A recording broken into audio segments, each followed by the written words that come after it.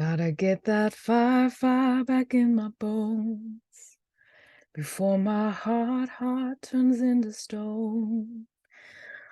So somebody please pass the megaphone. I'll shout it on the count of 3. 1, 2, 3. Oh, hear my prayer tonight. I'm singing to the sky. Give me strength to raise my voice. Let me testify. Oh, hear my prayer tonight. 'Cause this is do or die. The time has come to make a choice, and I choose joy. Let it move you. Let it move you. Let it move you.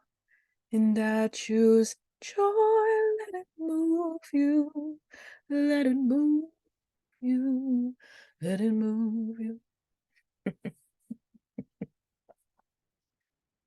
Give me strength to raise my voice. Let me testify. Damn. Okay. I asked Spirit, like, what am I doing here? Not even gonna lie to you. I recorded a video earlier, and it was like, wasn't resonating. It was because I wasn't getting super vulnerable, like I'm being called to do.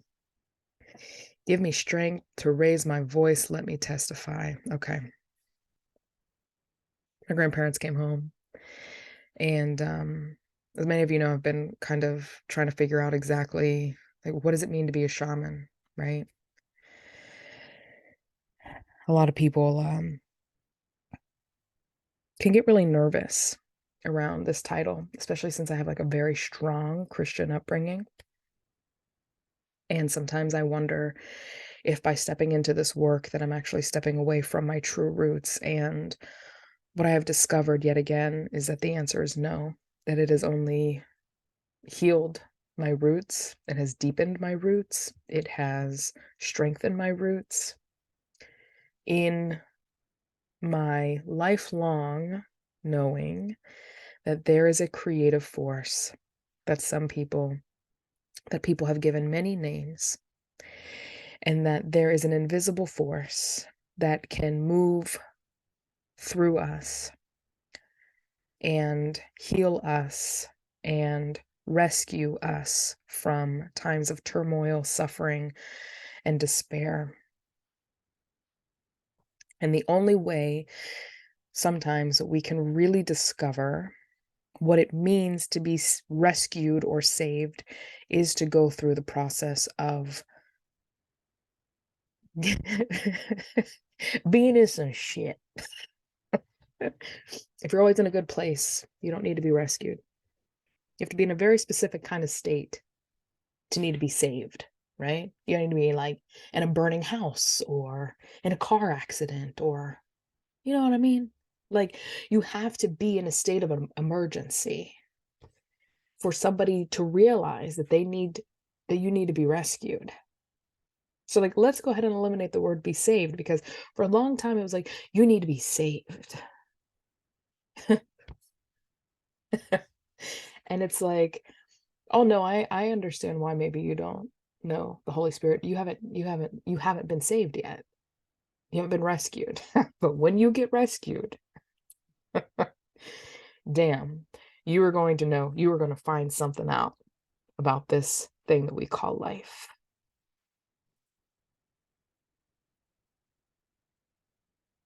And that is so deep and so sacred. And, you know, what's my testimony? I'm here to testify. Give me strength to raise my voice. Let me testify. I've been trying to find my roots, been trying to make sure that I'm actually doing the work that I've been called to do. And this weekend, I got to experience a full circle moment. And I'll probably get emotional on this episode, so bear with me. I got to experience a full circle moment where I got to return to my childhood church camp. The church camp, one of the campers that was there, they had asked me, "Were you punk rock? Like, were you more like punk rock back then?" To me, punk rock to me was my rebellion. I wanted to rebel against the system that was the church. Because as I sat down and I watched as my family hurt and I hurt, I did not see at the time, I did not see that the church was saving us and helping us. And it doesn't mean that they didn't try. I come from like the church that I go to, I mean, some of the most kind-hearted, loving individuals I have ever met in my life. Okay. That's one thing that I've always been blessed with. I've always been surrounded by people who are just so loving, just the best hearts. And when I went to church camp my senior year, I knew that I was about something in me. I knew I was about to go through some stuff. And the church camp, they really focused on like having fun and friendship and connection. And I was just like, where's God? Show it to me. I had a lot of questions. I had a lot of rebuttal because I felt like there was a voice that wasn't being heard, right? And it was the voice of suffering. But what about those who are suffering? You just expect us to rejoice. Um, but at that time, I hadn't been rescued, right, from my pain. I had just been asked to sit in it. Doesn't mean I wasn't saved, right? I had been baptized. I've been baptized. I felt the Holy Spirit. I had a great relationship with Spirit, but I was angry. Um, and of course, I didn't feel like I got the tools that I needed to heal. And so I went on that was 2009. I started getting rescued in 2016. That's 7 years. 7 years of, right?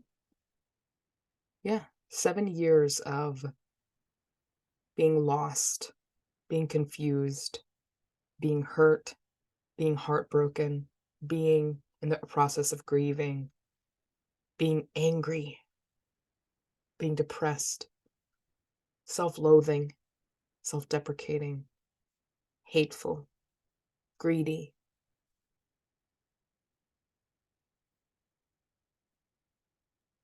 And there came a point where it got so bad, I knew that I had to make a choice. I was either going to fight, and I had to choose. I had to make a choice. I choose joy, let it move you, let it move you. Right? It was a choice. Because hear my prayer tonight, because this is do or die. The time has come to make a choice, and I choose joy. And that at that point I started getting rescued from my suffering. And I had gone to God every day. And God to me, it wasn't about going to church, right? Going to God for me looked like after I got my daughter tucked into bed at night, going out and laying in the grass and having this humble and serious conversation about how I was feeling and breathing. And I remember laying in the grass and just crying and crying and crying and feeling the earth or feeling the spirit or feeling whatever just cradle me, like hold me. The grass here is so soft. I don't know if you guys have never experienced West Virginia grass, like yo, it's like the softest. It's the softest grass. It's the softest earth, okay? Seriously. I would just lay in the yard and I would like sink into the earth and I would feel like this cocoon of warmth and I would just cry and cry, and I would stare at the moon, and I would just stare at the moon, and I would breathe, and I would touch the grass, and I would look at all the little insects in the grass, and it was like, yo, there is so much life here. There's so much more here than I've been allowing myself to see.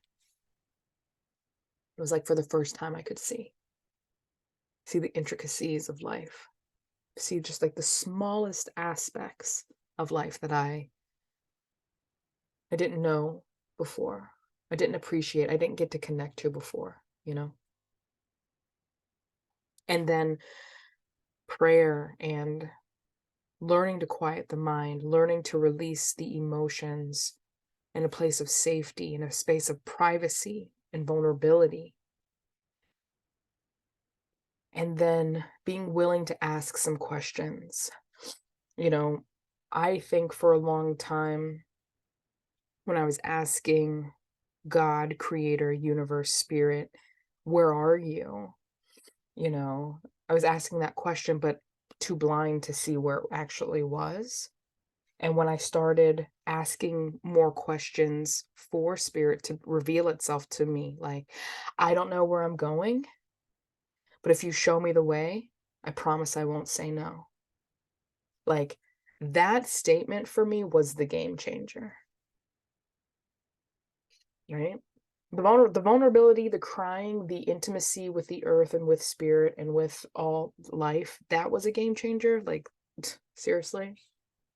But when I started asking questions that could be easily answered, it's like, if you show me where to go, I promise I will not say no. Just show me where to go. I have no idea what the heck I'm doing right now. And that led me to massage therapy school, which then led me to yoga and, you know, breath. And it led me to meditation and relaxation, which then led me to entrepreneurship, which then led me to shamanism, right? This ancient healing modality.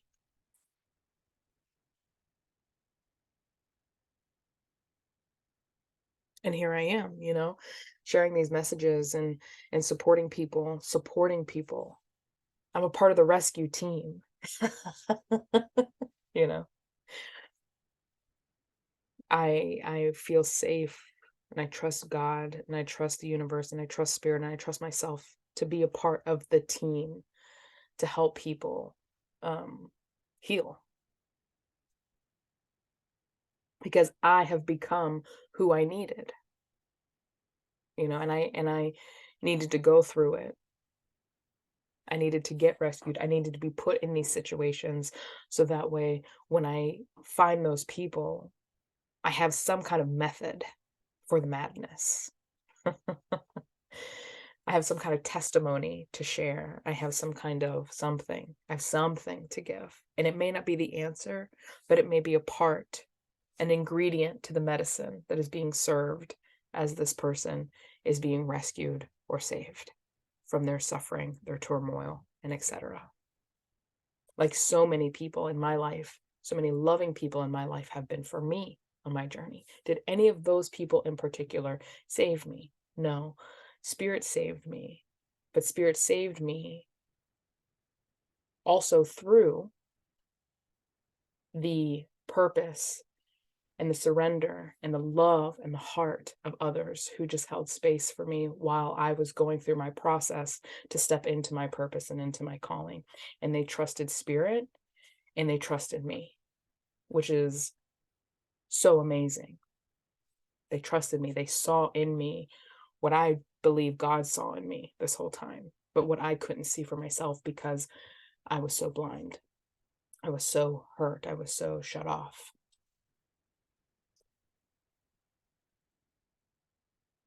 So we are in 2023. I'm going to adjust my mic here. We are in 2023. And I had this amazing opportunity to, by God's hand, to go back to the church camp that I so despised. I was so angry at in 2009. 14 years, right? 2009. Yeah, 14 years, and 14 is my lucky number. I got to return, and I got to facilitate. I got to share my story, and I had a little chunk of time to share one of the many modalities that was given to me in order to support myself and those in our community that are searching for help, for guidance, for direction.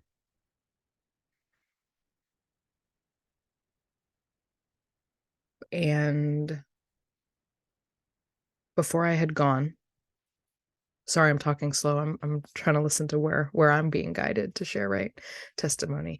So before I had gone, my grandmother had told me about how so she's always had prophetic dreams, and I've always known that. And before she got pregnant with my mom, she had this dream that she found this diamond on the beach. She was walking on the beach in this dream. She picked up this diamond. It was the size of the palm of her hand, and it was cracked. And when she picked it up and looked at the crack, it lit up the sky. And a wise man came to her and said, "Oh, you found the diamond. It's the princess's diamond. It's cracked, but you could fix it. You can fix it. It can be fixed." And then she found out that she was pregnant with my mom, and she knew that the diamond was my mom. And my mom would say to her growing up, like, "I'm going to die before you. You're going to have to raise my kids." Like, what kid says that, you know? And my grandmother knew. And then my mom passed away. And after having 3 beautiful daughters, and we went through, all of us have gone through our journey. So she told me that before I left for camp. And she was like, "I'm still waiting to find out what the lighting up of the sky meant, because like I picked up the diamond and it lit up the sky, and so I'm just wondering, like, what does it mean and when is it going to happen?" And so then I went to the church camp and I facilitated, and my mom does this thing where she'll like mess with the electricity. I have so many stories about how my mom like comes through for me, like genuinely. And I was thinking about that like how I also have prophetic dreams, and what a gift to be able to sit with my grandparents and like hear the stories of how God has worked in their life, and how they just are truly blessed. I mean, I really come from just an amazing family, um godly people. And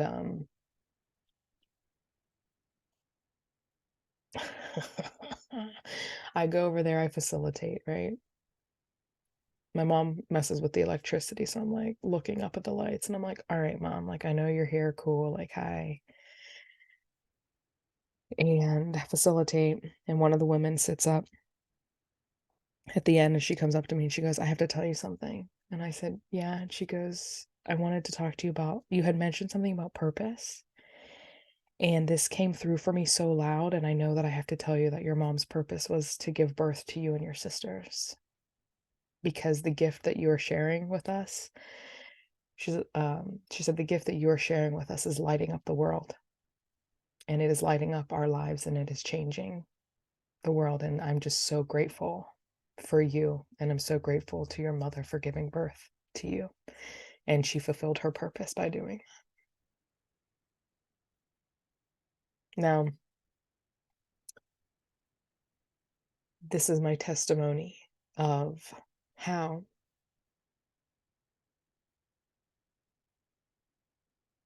my grandmother had asked the question before I left, "What did the light in the sky mean?"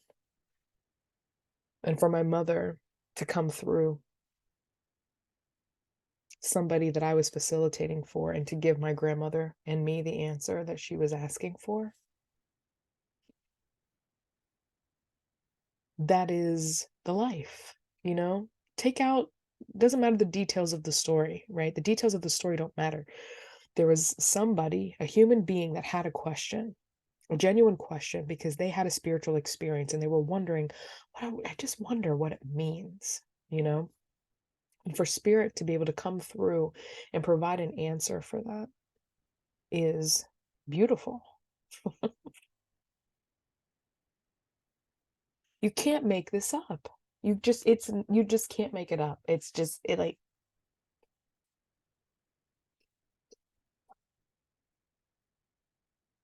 and it wasn't even like I went there looking for the answer, right? But it's like,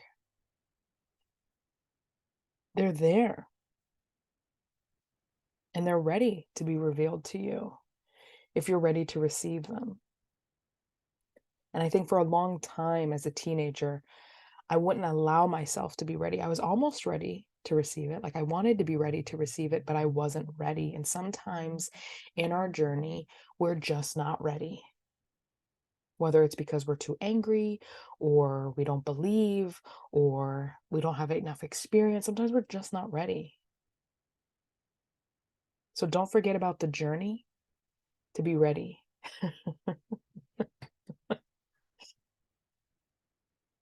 Such a sacred one. And it's one that can change your life. I'm so grateful because this work has allowed me to live inside of this work. And I'm not talking about my profession, I'm talking about the work that I've put in to, and again, like, not to be a Christian, right? Like, which I believe in Christ. Like, again, my roots are in Christianity and in Buddhism at the end of the day.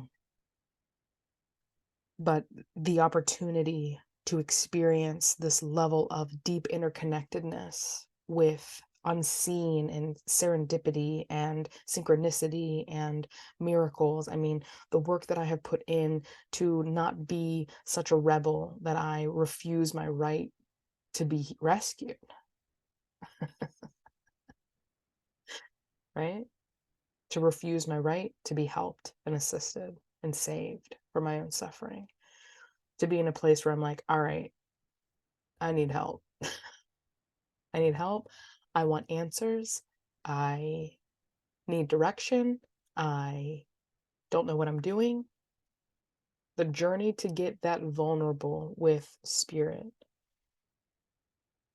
and the experiences that come by receiving the answers and by being in that level of synchronicity is such a joy. And it is something that I personally will continue to cultivate in my life. And honestly, getting extremely vulnerable here, sometimes it breaks my heart to see other Christians demonize people like me who have been called, right? Who have been called to find other ways to be a part of the rescue team. Not everybody can be the firefighter, you know, or the police officer, or the nurse, or the surgeon, or the, like, we all have roles here. We all have roles here. And my relationship with God is mine. And your relationship with God is yours. And it is not my place to tell you how to get there or where you're being led, right? It's my opportunity to realize that God does not fit the creator of the universe in its infinite creation. They're like infinite creation. Even think about it in terms of evolution.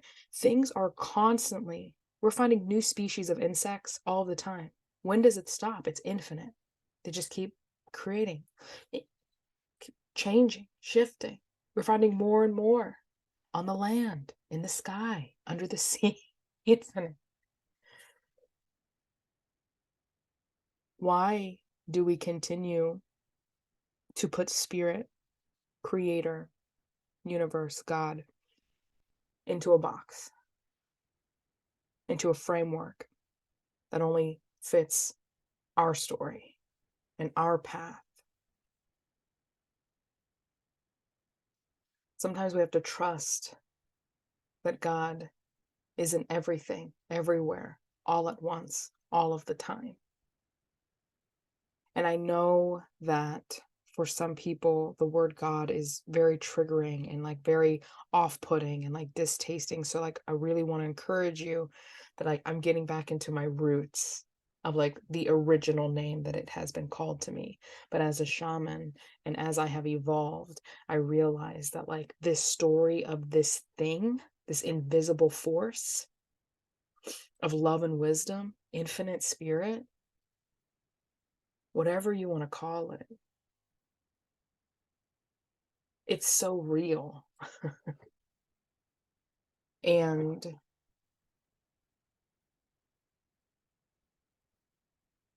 yeah, it's so real. And I'm living proof of that. I was rescued. And it is a miracle that it's a miracle that anybody's that is listening to this right now, it's a miracle that you're even alive, right? The chances of you even being alive are like billions to one, right? But also for me to still be here after all of the times that I didn't, after the many days of not wanting to. That is a testimony that wants to be shared, that it is possible, and that sometimes you have to go through your process of being in harm's way and danger, right? In suffering and hurt in order to be rescued. It's the story of me being rescued that made me a believer. I would not have known this. I would have just been obedient. Like, okay, I've been told this. This is what I've been told. There's a difference between knowing because you've been told the story. It's a difference between yeah, and actually living the story, being a living story, a living testimony.